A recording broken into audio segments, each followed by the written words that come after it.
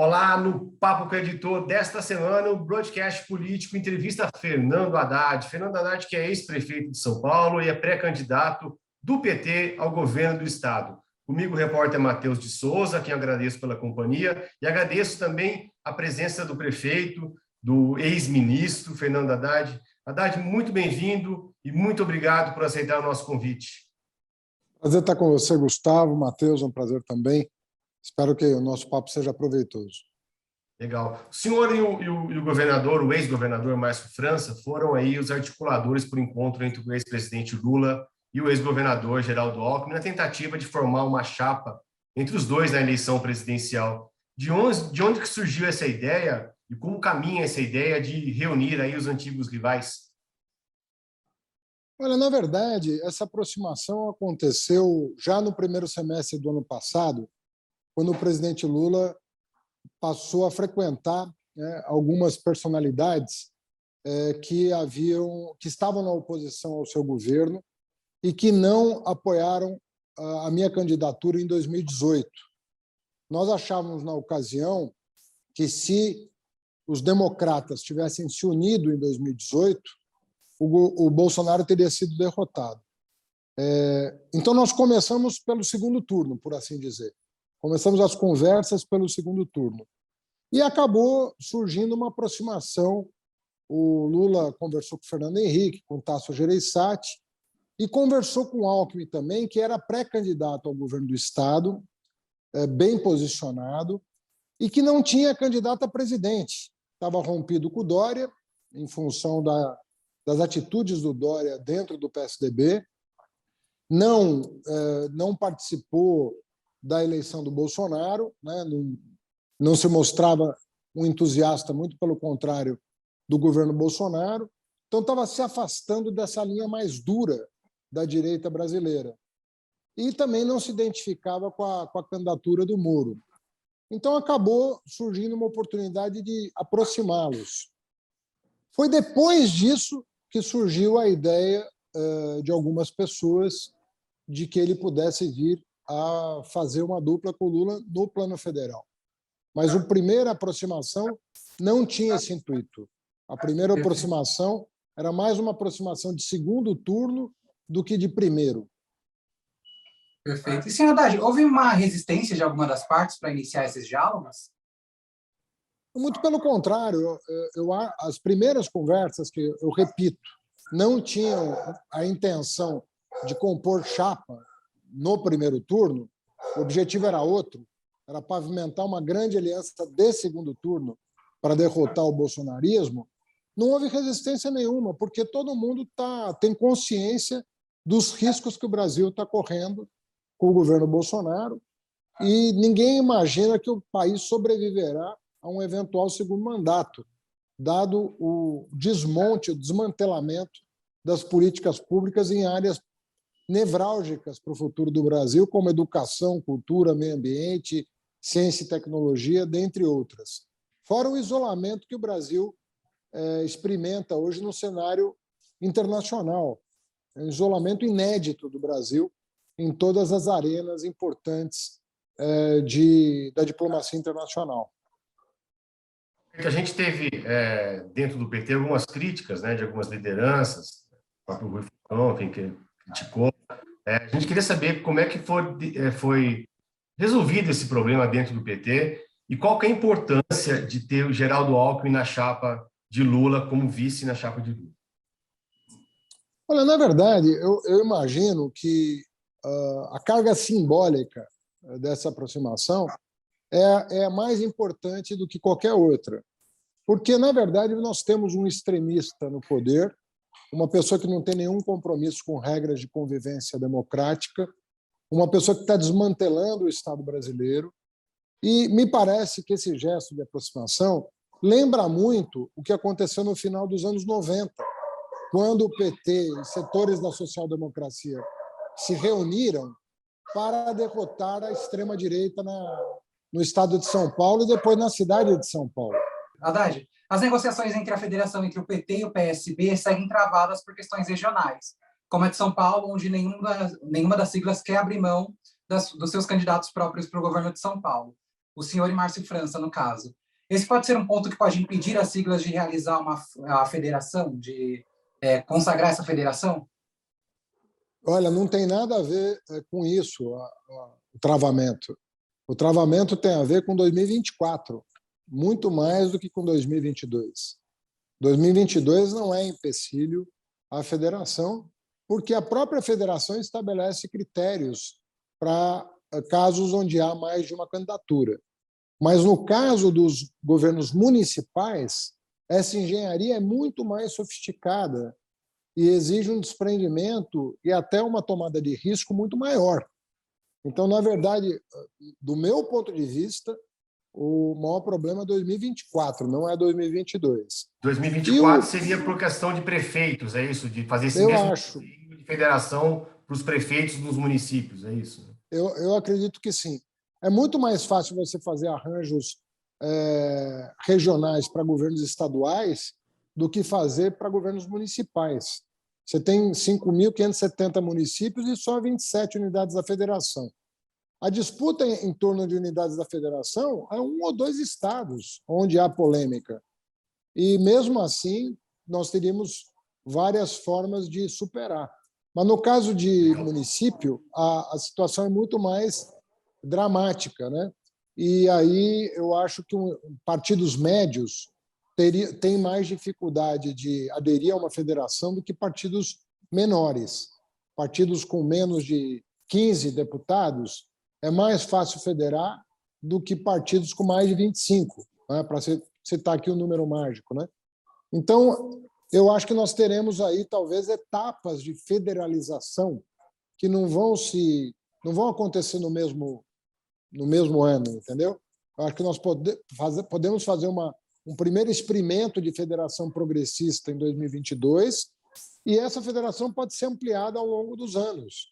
Eu defendo uma federação progressista que mire 180, 200 parlamentares, digamos em 2030, 2034, quando você vai dar uma estabilidade política e democrática para o país, em torno também da pauta dos direitos sociais e uma substância maior, né, para uma coalizão progressista no Brasil e da qual o Brasil não pode prescindir, na minha opinião, em virtude do nível de desigualdade da sociedade brasileira.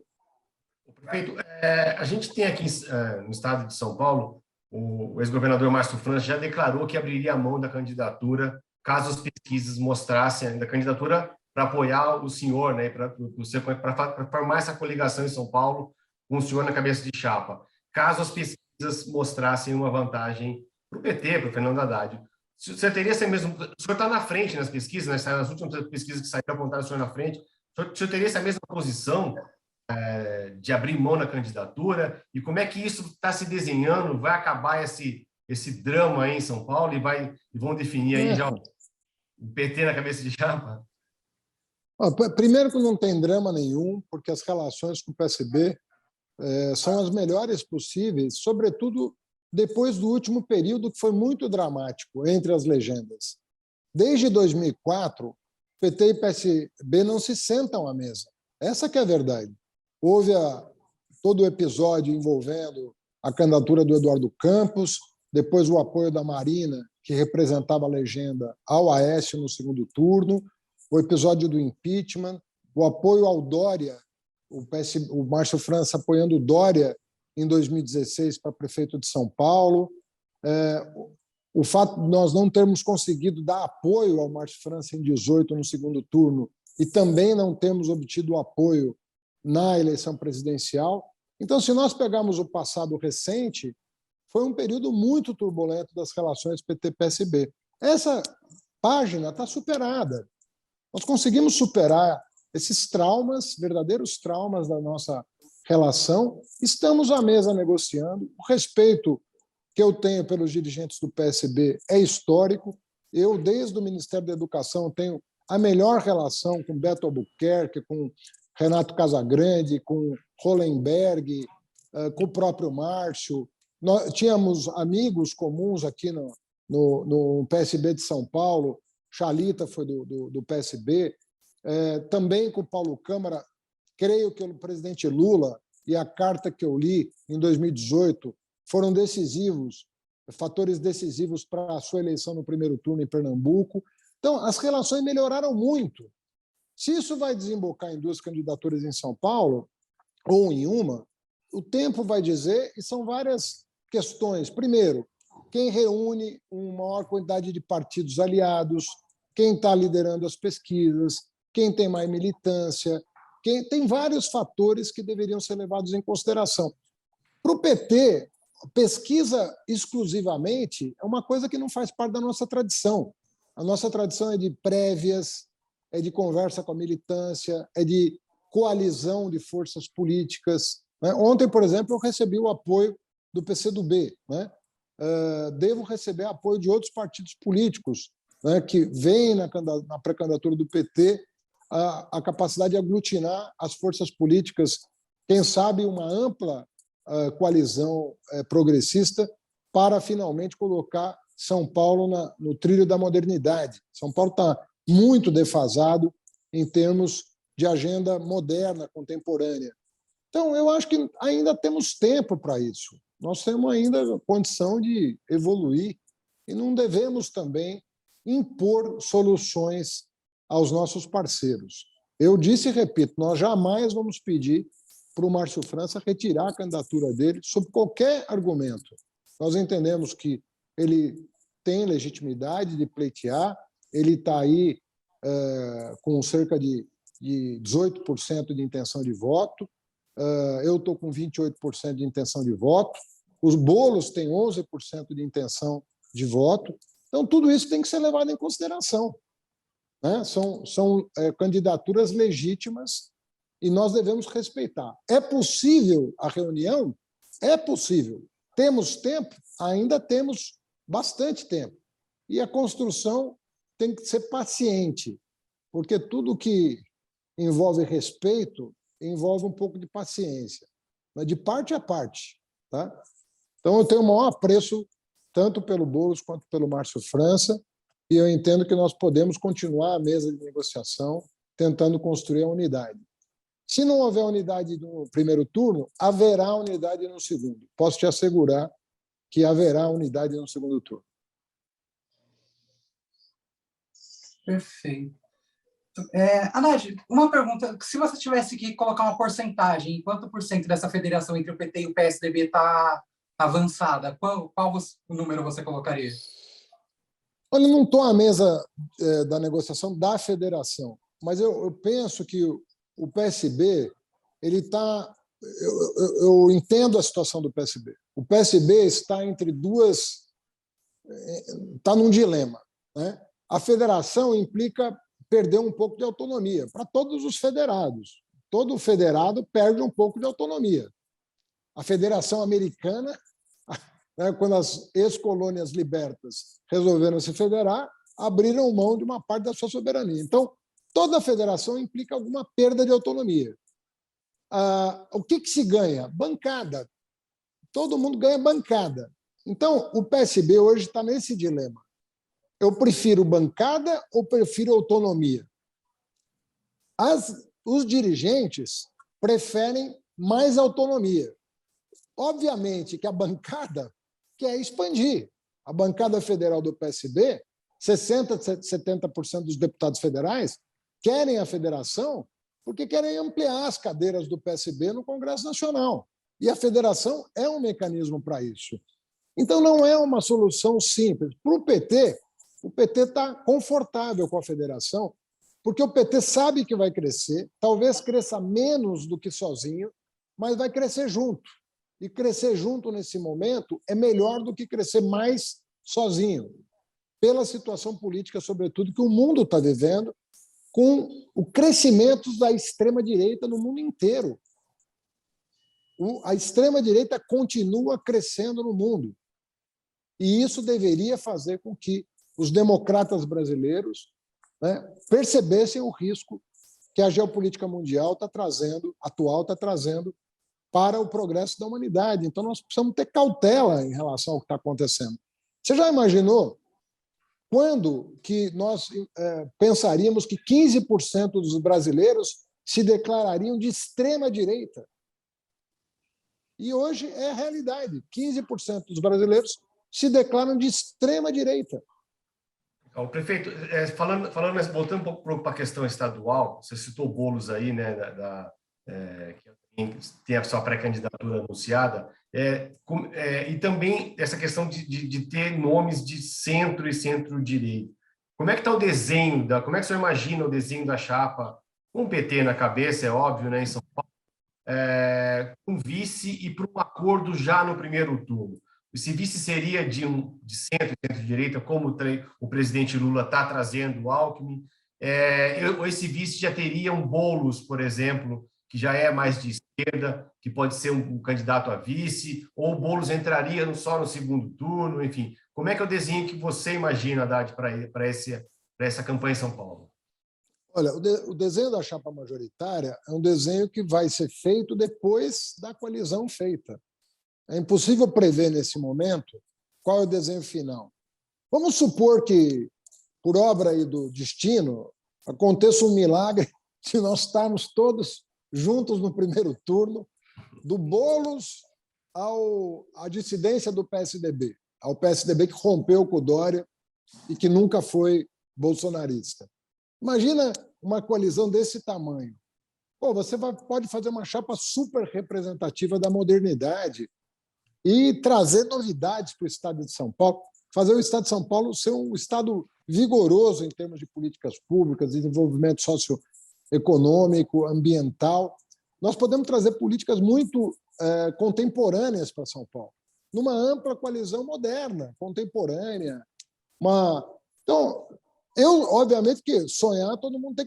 Quem faz política sonha, né? A gente que faz política, você está sempre desejando a realização de um sonho. Mas, de novo, nós temos que trabalhar com a possibilidade de nós estarmos juntos no segundo turno, até porque, se trabalharmos bem, pode dar certo no primeiro. Entende? Se a gente se respeitar, sentar à mesa para conversar, ver o que cada um tem para oferecer e compor, nós podemos ter efetivamente uma frente ampla em São Paulo contra esses setores mais radicalizados, tanto do governo estadual quanto do governo federal, que estão levando o Brasil para posições extremistas em várias áreas, incompatíveis, inclusive, com o que eu penso ser o espírito do povo brasileiro, que busca soluções pacíficas para os conflitos. Essa situação beligerante, ela tem que dar lugar a mais negociação e entendimento, na minha opinião. Perfeito. Senhor Haddad, desde que o senhor saiu da Prefeitura de São Paulo, o PT teve dificuldades para alavancar seu nome. Qual a estratégia do partido para vencer em São Paulo, que historicamente é comandado pelo PSDB e que nunca teve um dirigente petista? Olha, São Paulo interior é um desafio para o PT, né? Sempre foi. Nós já ganhamos a capital 3 vezes. Na minha modesta opinião, os 3 melhores governos da cidade de São Paulo foram governos progressistas, Erundina, Marta e eu, sem dúvida nenhuma. O que aconteceu depois da minha saída da prefeitura? Dobrou a população de rua, aumentaram a morte de ciclistas no trânsito, diminuíram os investimentos públicos municipais. Ou seja, a educação está em petição de miséria, os indicadores de qualidade, você não tem investimentos na cidade de São Paulo, você tem uma predação dos mercados em relação ao que é o patrimônio público da cidade, você não tem mais uma visão urbanística de desenvolvimento urbano, uma visão moderna de desenvolvimento urbano, você cortou os subsídios à produção de moradia, ou seja, nós estamos vivendo um atraso enorme. Então, é um desafio a cidade de São Paulo. Eu estou conversando com as pessoas para fazer um plano de governo voltado para o interior também. O PT já governou mais de 50% da população do Estado nas prefeituras. Nós já governamos mais de 50% da população do Estado. Ou seja, as pessoas têm uma boa experiência das prefeituras governadas pelo PT. Só que a gente precisa de um plano agora estadual, com começo, meio e fim, para todas as regiões e sub-regiões do Estado. Então, eu até estou pedindo apoio do Edinho Silva, que é o prefeito de Araraquara, para coordenar o plano de governo. Eu quero uma ênfase muito grande no interior de São Paulo. Eu quero que o jovem do interior de São Paulo tenha as mesmas oportunidades que o jovem da região metropolitana. Já comecei a fazer esse trabalho como ministro da Educação, levei universidades e institutos federais para o interior do Estado. Então, eu acho que nós podemos ter efetivamente um programa muito abrangente que dialogue com as aspirações tanto da capital, quanto do litoral, quanto do interior. Não vejo nenhuma razão para a gente fazer um grande plano de governo que sensibilize o povo paulista, a família paulista, em proveito de uma nova agenda para São Paulo. E por que nunca teve esse plano de governo? Eu lembro que na campanha do Padilha, quando o Padilha foi candidato, ele começou a campanha na divisa de São Paulo com Minas, inclusive eu até estava trabalhando como repórter nessa época. Ele começou a campanha na divisa de São Paulo com Minas, fez todo as rotas, né, em São Paulo do interior, priorizou o interior. Por que agora vai ter essa ênfase para o interior do PT? Justamente porque o PT sempre perdeu, né, para o PSDB, né, nessas regiões, meu prefeito? Mais ou menos. Vamos relembrar o seguinte. Primeiro, a Marta foi quase para o segundo turno em 98. Por 70 mil votos, se eu não me engano, ela não vai para o segundo turno com o Maluf, e se fosse, ganharia a eleição, inclusive com o apoio do PSDB. O PT apoiou o Covas no segundo turno, tenho certeza que o Covas apoiaria o PT no segundo turno para derrotar o malufismo. Depois nós tivemos, em 2002, o Genuíno foi para o segundo turno. Então, a Marta bateu na trave e o Genuíno foi. Em 2010, de novo batemos na trave. O Aloysio fez uma bela campanha. Agora, entre 14 e 18, a verdade é que o PT estava numa situação muito difícil. Estava muito na defensiva em 14 e em 18. Então, tomar essas duas eleições como paradigma, eu acho que não é assim abrangente o suficiente para entender o que se passou em São Paulo. Nós vimos num crescendo de 82 a 2010, nós vimos num crescendo, nós tínhamos condição. Agora, 14 e 18, nós tivemos reveses muito importantes do ponto de vista simbólico e que só se reverteram agora, com as vitórias que o presidente Lula teve em todos os seus processos. Imagina você tem uma figura que é o símbolo do PT na situação em que o Lula se encontrava. Então, demorou, vírgula, né? Porque foi um processo histórico, do ponto de vista histórico, foi um processo muito rápido em que a gente recolocou o PT em condições competitivas. Mas, do ponto de vista eleitoral, foi dramático o que nós vivemos entre 14 e 18. Embora, para a história, 4 anos não seja nada, para quem viveu os 4 anos, como nós, parecia um pesadelo que não ia terminar, entendeu? Perfeito. E o PT já tem nomes para o Senado de São Paulo? Que nomes têm sido ventilados e defendidos dentro da sigla? Para o Senado? Isso. Nós devemos fazer uma chapa com os nossos aliados. A gente não pretende ter uma chapa majoritária pura de senador e vice. Entendeu? Nós vamos sentar à mesa com os aliados e vamos verificar uma chapa, né, que seja plural, né, e ampla, até para aumentar as nossas chances de ir forte para o segundo turno. Então, nós não estamos discutindo nomes nesse momento que não seja a pré-candidatura para o governo. Vice e Senado estão em aberto. A gente está terminando o nosso programa. A gente queria uma última pergunta, que o senhor fizesse uma avaliação sobre a gestão de João Dória como governador de São Paulo, sobre como isso deve atingir a candidatura do Rodrigo, né, o vice-governador, que deve assumir agora com a saída do Dória, e qual a ameaça do ministro Tarcísio para a disputa aí, como sendo um outro nome de direita, né, de centro, de direita, na disputa em São Paulo. Olha, é muito difícil você fazer a avaliação dos teus adversários, né, dos teus concorrentes. Mas eu acho que eu acompanhei muito a gestão da Prefeitura de São Paulo depois de 2016, e a verdade é que os indicadores são muito desfavoráveis ao Dória, né? Na Prefeitura de São Paulo, o investimento público, como eu falei, caiu. Você teve, a agenda voltou a ser muito conservadora. São Paulo vinha numa pegada modernizante, de se colocar como uma metrópole global, né?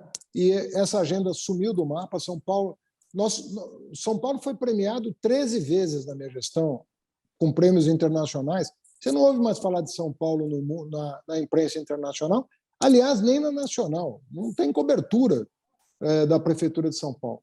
E o Estado se acanhou. A verdade é que o Estado está acanhado. Outro dia eu vi uma matéria dizendo o investimento do governo do Estado nesse ano foi maior do que o terceiro ano da gestão anterior. Mas quando você pega os 3 anos do Dória e compara com os 3 primeiros anos da gestão anterior, você vai ver que o investimento também caiu, apesar do fato de que a arrecadação explodiu no Estado de São Paulo.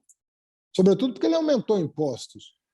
Então, eu acho que teve uma série de medidas equivocadas. A pior delas, certamente, foi aumentar impostos em meio à pandemia, sinalizações erráticas sobre como a população deveria se comportar, um excesso de marketing, né, pessoal que não condiz com a gravidade da situação, brigas homéricas com o governo federal, e uma falta de comunicação no momento que a sociedade precisava de orientação. Eu não acho que a população tem uma boa avaliação da passagem do Dória, nem pela Prefeitura e nem pelo governo do Estado. Agora, o bolsonarismo, para concluir, o bolsonarismo tem uma coisa meio cega, né? A claque bolsonarista, ela apoia as decisões do Bolsonaro cegamente. E isso é um complicador para o Rodrigo, porque ele pode se defrontar com uma força política que não se pauta pela racionalidade. Efetivamente, não se pauta pela racionalidade. E o Brasil está vivendo uma crise sem precedentes, sem que as pessoas se deem conta disso, justamente em função do grau de adesão cega a um projeto que o Bolsonaro representa, que é um projeto ressentido, por assim dizer, mas que não aponta para o futuro. Você veja o que está acontecendo com as áreas que eu citei. Pega educação, ciência e tecnologia, cultura e meio ambiente, para falar de 4 áreas que são o futuro. Você tem um desmantelamento total das políticas públicas e você não vê da parte das classes dominantes, ilustradas, uma indignação com o que está acontecendo. O preço que vai se pagar no futuro próximo é elevadíssimo. E uma parte da sociedade parece não se dar conta disso. Legal. Fernando Haddad, ex-ministro da Educação, ex-prefeito de São Paulo e pré-candidato ao governo de São Paulo. Muito obrigado pela participação aqui no Papo com o Editor. Muito obrigado ao Matheus Souza, meu colega de repórter em São Paulo. Muito obrigado ao Bruno Nogueirão, que está fazendo a nossa ponte edição final. E muito obrigado a todos que acompanharam mais um Papo com o Editor. E até a próxima semana aqui no Broadcast Político. Um grande abraço para todos.